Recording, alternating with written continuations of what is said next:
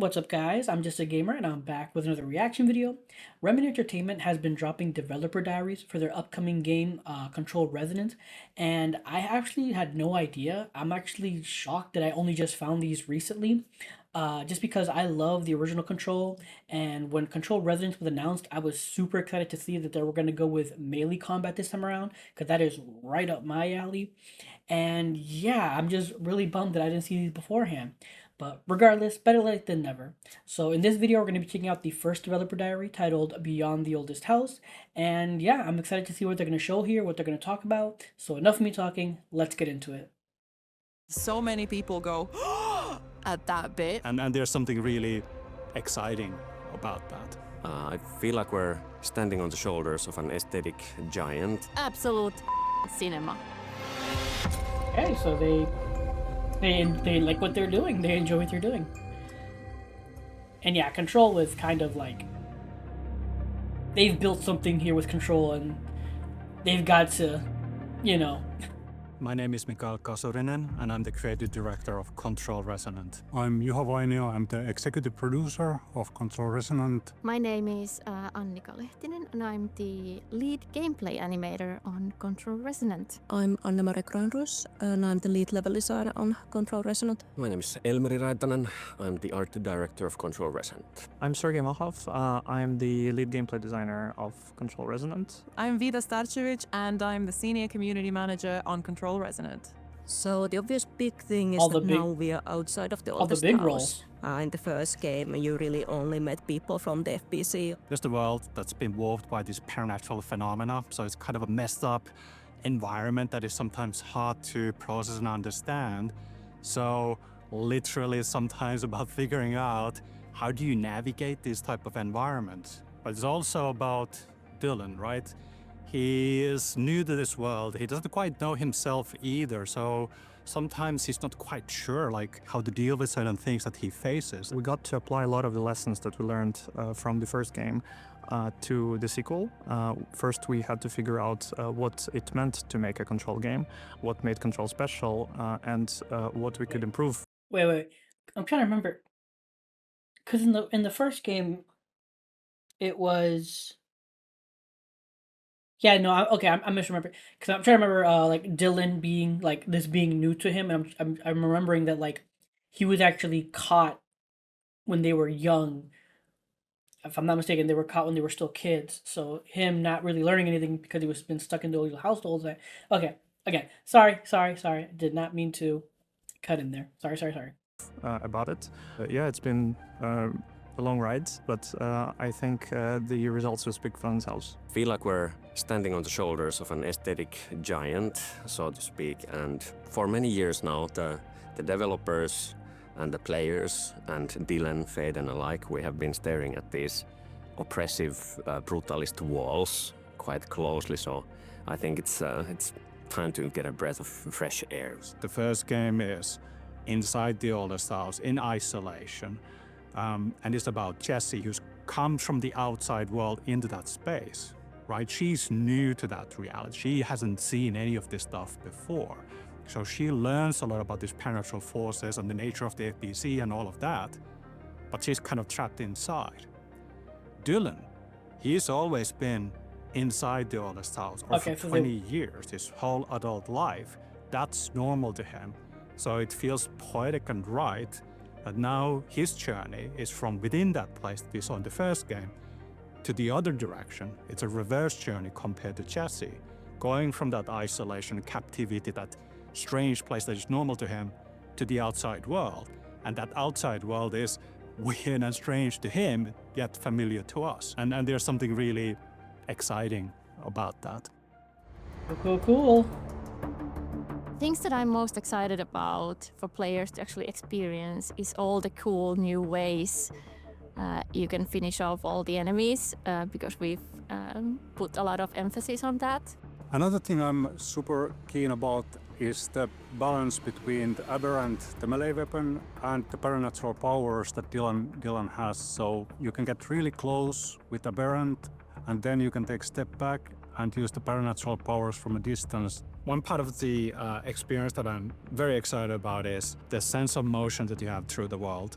We put a lot of energy into it, and many of you have already seen Shift, the way that you can tap into these gravity anomalies within the world, and the whole world can kind of rotate, basically. And we're really tapping into that, like finding these mind-bending journeys through the world where it's being naturally shaped around you as you navigate through it. I am excited to see players experience Dylan's story because there have been so many players that have found themselves in Jesse's story and that have loved Jesse's story. And Dylan was kind of an enigma in the first game. Oh, yeah, So for now sure. we are going deeper and we're going to figure out who this guy is, where he's been, how he's gotten to the point where he is now. With Control 1, we wanted to establish a new world, basically. Yeah, because in Control 1, Dylan, he like spoke in these weird haikus because the hiss was talking through him or so other stuff like that. So like, I don't think we ever saw him like have a normal conversation or talk normally. I don't think. I don't remember because most of it was like always him with this weird connotation. And then again, it was also like the little thing I was talking about, like earlier, because they mentioned how like up you can get up close, but then like you can use your powers from a distance, and I'm just like, they have yet to show any powers from a distance that I'm aware of. I mean, all of it seems very, again, very melee focused, very in your face. That no, well, to be fair, they did show that one, like that surging ground attack. And then there is another where like he like summons like a plant, and I think the plant shoots at the bad guys. I think that was one of his powers. So I guess they have shown some powers of his that attack from a distance, but like so far the majority of what I've seen has all been like in your face melee action. So very curious how these powers are gonna work out for Dylan. It's a new IP, a new experience, and so on. And we have this perspective of a character who is also new to this world. Jessie didn't know what the oldest house was about. She didn't know about the parental forces and so on. And we get to learn about that together with Jessie. And I wanted to replicate that feeling with the sequel as well. We call it the sequel, and it is a sequel, but it's also an independent product that stands on its own feet. And to me, these games go together. That's why like it's not two called siblings. Control 2. Each belong to the same family, but they have their own identity and desires and own fates, and they are connected. Control is a game that at the point of shooting this, it's like 7 years old, and I feel like the way that the culture, the internet moves these days, you don't really get that kind of staying power with a lot of games. Like there's only a select number of games that you can think of that people are still talking about the way that they talked about it, with the same sort of True. zeal and love that they talked about it when it launched as they Very are true. 7 years after it launched. So that's been incredible to witness, and it's been so humbling to witness, and I don't know what to do with myself when I see people 7 years in talking about how much they love Control, how much the game meant to them. What I think resonates with Control audience and makes it one of the biggest IPs we have is the fact that we are doing things gameplay first in the Control franchise. So story has always been in the center of Remedy games, and story is super important for us as well. But when it comes to the second-to-second combat and traversal, we've really gone to town with gameplay, and we already did that with Control 1, but now with Resonant we are taking it to the next level. So we have the biggest gameplay team in Remedy history working on it. Returning players will definitely get to see a lot of familiar faces, familiar phenomena. The hiss and mold are there, but of course we're introducing a lot of new things as well. It's a fun layering of familiar things, but definitely facing new challenges.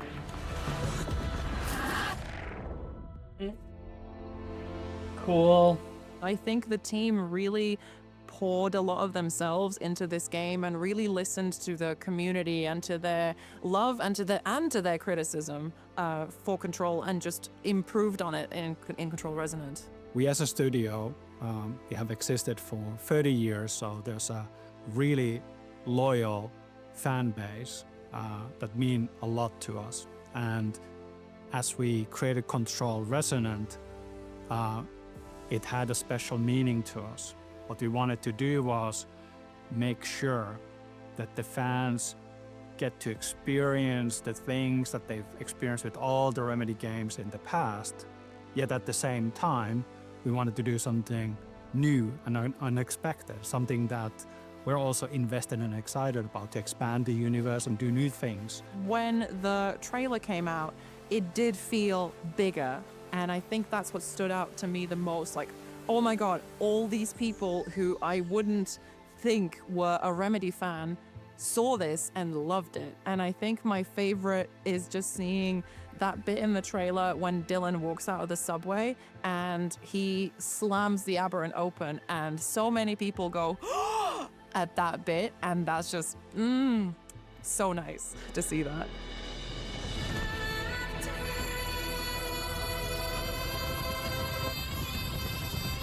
I oh shit moment with this right here.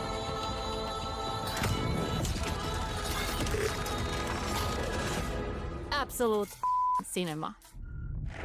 Yeah. Very hyped. Very, very hyped. Oh, of course.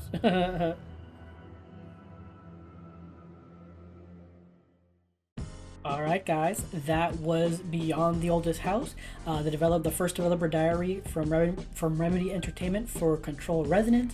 And yeah, again, nothing really new gameplay wise. It was stuff we've seen before, but obviously them talking about like their inspiration and how things are going to evolve and change. And obviously they talked about how like the hiss are back and the mold is back, and like Dylan's journey through like the world outside. All very cool, all very interesting. Again, I apologize for pausing, but I wanted to get my thoughts in there about those few things. And yeah, again, this game looks so good. I'm so hyped for it. And it says 2026, and it says spring, so like, I'm curious if it's gonna be like coming relatively like sooner than we think, because it feels like they're prepping like to, you know, for Summer Game Fest to drop like the reveal trailer at Summer Game Fest. I want to say, like, that's my speculation, that come at Summer Game Fest we're gonna get a release date for Control Resonance, and we're gonna probably be shocked at how, you know, some way or another we're gonna be shocked by the release date, whether good or ill. But yeah, man, this was amazing. This was awesome. Again, I love seeing and like hearing what the developers had to say about their game. So this was very cool.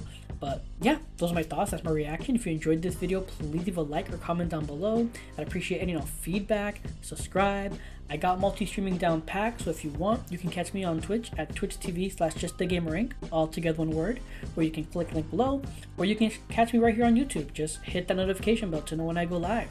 But again, what are your thoughts on Control Resonance? What are your thoughts on what they said in Developer Diary? Like, do you feel like Dylan's journey through the world is a good thing, or do you feel like you would have rather kept it in the oldest house? Because I've actually had a few, friends tell me that they don't really want to go outside. They want to stay in the oldest house, which is a very interesting take in my opinion. But yeah, let me know your thoughts in the comments down below. I would love to hear from you guys. But regardless, thank you for watching, and until next time, take care and have a good game.